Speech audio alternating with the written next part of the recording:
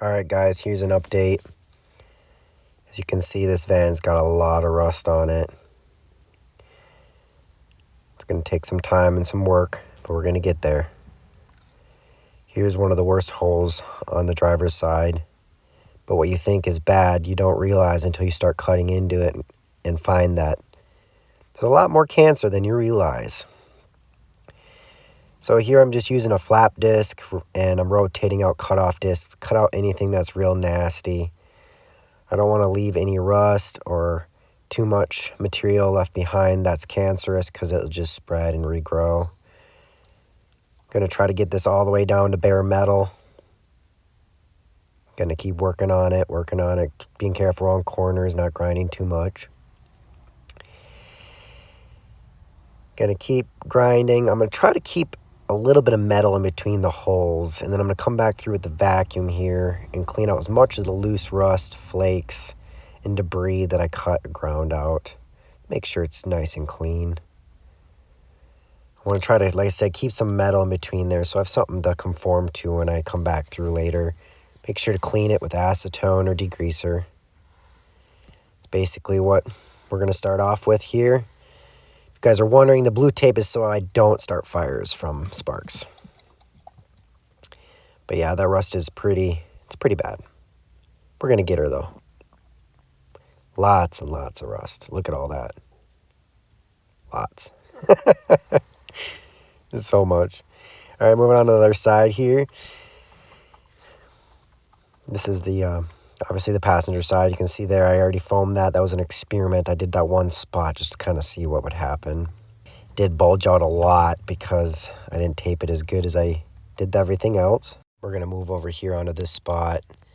I just want to forewarn you, there is a lot of generator noise. I do apologize. I didn't realize how loud it was. So basically what I'm doing is I am stretching this over the pre-existing metal around it to try to make a smooth shape that is close to factory. Now it's not going to be perfect, but it gets you pretty darn close. And I just want to leave a small hole so that way I can fill it with foam, and this is waterproof foam. Make sure you don't just use any old foam. It's got to be waterproof, closed cell foam. And I'm going to fill this cavity with it, and it should form roughly to the shape of what I need. There will be some shaping and some sanding and some things I'll need to do, but basically I'll do that. Afterwards I'll come back and cover all with fiberglass. I'll sand it all back down to bare metal and overlay it with fiberglass. It's not the best way to do this. The right way would be obviously to weld the new rockers and new metal, but I don't have the time, the money, or the equipment to do so. So for now, this is kind of a cheap fix that, for at least the life of this what soon to be camper to me, it'll last. So it'll be good enough. So that's basically it. You can see it does contour the shape pretty good, so it'll be pretty darn close.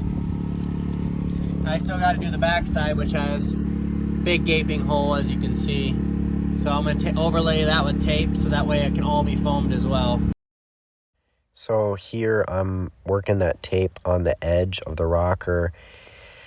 My goal is to not mess up the curvature of that little lip, so I'm being very careful to curve that tape there.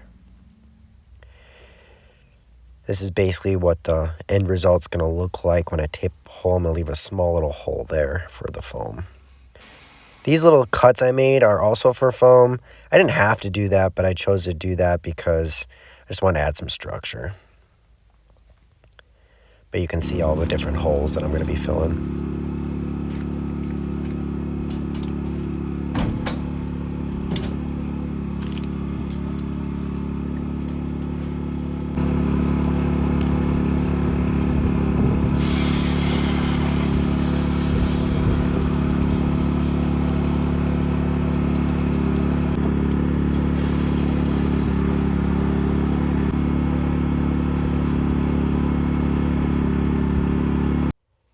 I'm switching out the straw here. Gonna switch that straw out with the reusable straw. Gonna transfer to a new can. A little test spray there. Just to make sure she's flowing good. Then I'm gonna come back, continue filling it in until all the holes are full of foam. Now it's important to try to use a tarp to keep as much of that foam controllable and not getting everywhere where it's gonna get on you and on the ground. But if it does get on the ground, it's not the end of the world because once it dries, it easily scrapes right back up.